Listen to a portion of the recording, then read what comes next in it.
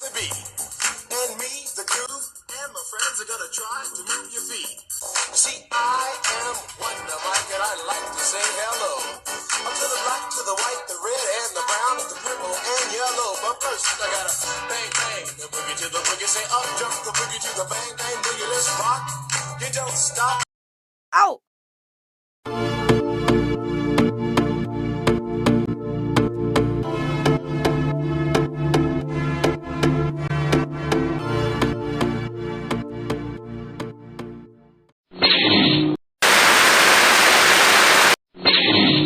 Distinction between an MC and a rapper, to me, it's kind of simple. I think an MC is a little more witty with his word craft. You know what I mean? It's like a little more intricate with the vocab. I think rappers are more like party rappers. You know what I mean? Get the crowd going, make them bounce records and things like that. But I think a MC, man, what makes an MC is his word play and the way he puts words together, the way he uses different rhythms and different concepts and things of that nature. You know what I mean? And I think we need a little more of that in the game right now because there's a lot of party rap going on right now, which is it's good. We gotta keep in mind, the consumer gotta make sure that they keeping everything kind of even, so that the rap, the real rap, I might say, gets its proper play, and at the same time there's room for everything else too.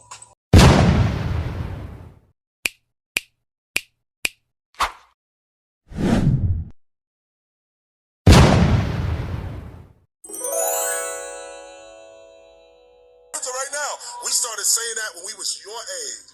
We said hip hop, you don't stop. Now we still saying it. That seems to be a powerful affirmation. The hippity hip don't stop the beat. Okay, y'all, I'ma stop it.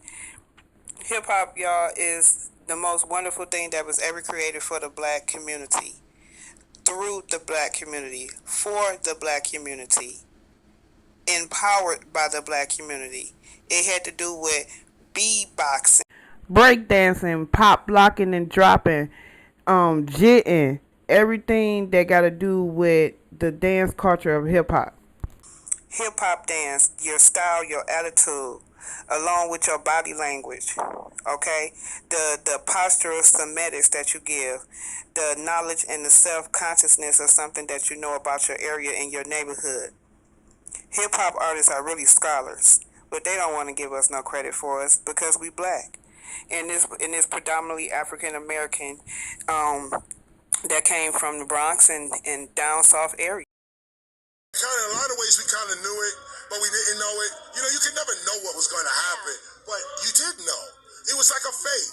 We used to have a saying called hip hop, you don't stop. And that's what it was. Hip hop, you don't stop. Hip hop, you don't quit. Well, we were supposed to take that to now. Spoonie Gee, it was a different story. He wanted people to know the poetic difference, what was going on in the neighborhood that nobody else was talking about. Also, you can't forget one of the pioneers that was on here also, which is Spoonie Gee.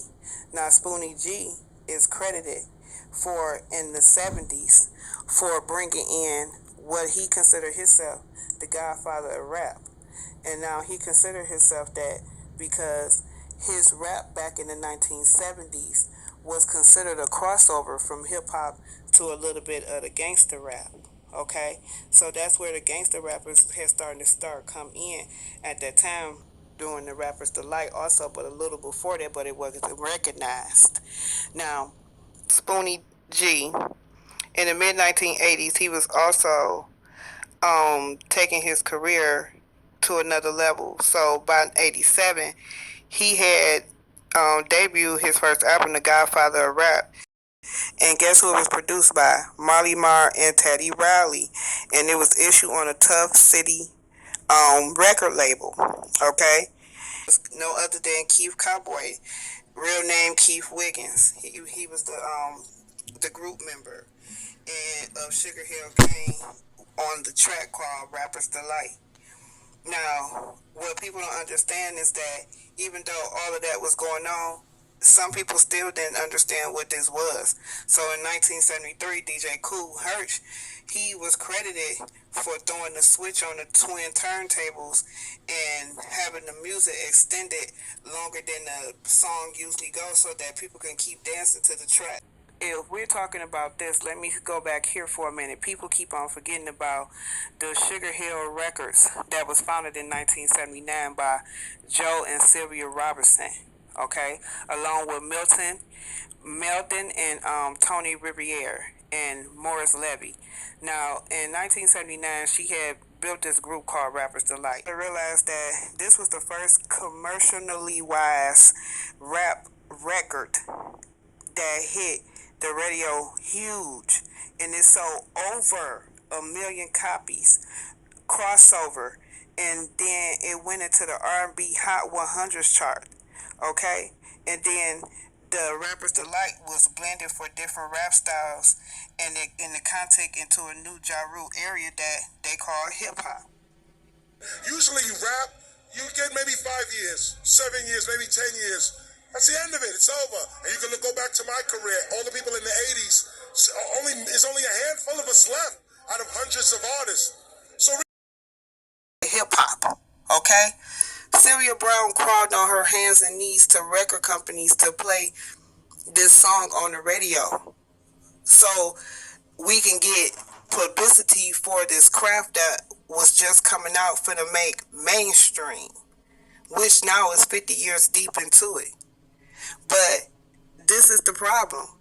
When a guy named Eric Wright, aka Eazy-E, from a group called NWA, what? Niggas with Attitude, what is that? Showed up, and he had independently opened a record company up under these big wigs of all those companies I just said, and was making $10 million. This ain't nothing made up. Y'all can do y'all research. I always do the best research, y'all, because I want to make sure I get y'all facts and truth. Listen here. This is how Heller got involved with him. If y'all, I'm telling you, they could not handle that this black guy that was a dope dealer with a jerry curl was able to make this much money. And what? Fuck the police. And y'all talking about gangs. Y'all talking about guns. Oh, hell no. Something got to happen here. And this is when everything went sour.